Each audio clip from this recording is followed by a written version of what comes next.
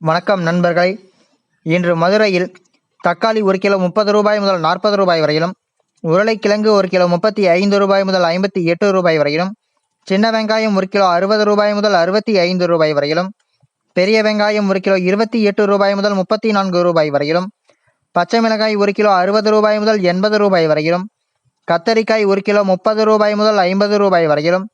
வெண்டைக்காய் 1 கிலோ 45 ரூபாய் முதல் 50 ரூபாய் வரையிலும்,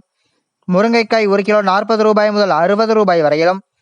பீர்க்கங்காய் 1 கிலோ 40 ரூபாய் முதல் 65 ரூபாய் வரையிலும்,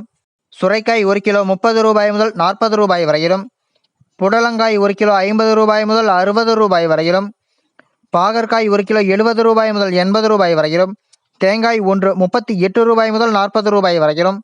முள்ளங்கி 1 கிலோ 30 ரூபாய் முதல் 36 ரூபாய் வரையிலும், பீன்ஸ் 1 கிலோ 100 ரூபாய் முதல் 130 ரூபாய் வரையிலும்,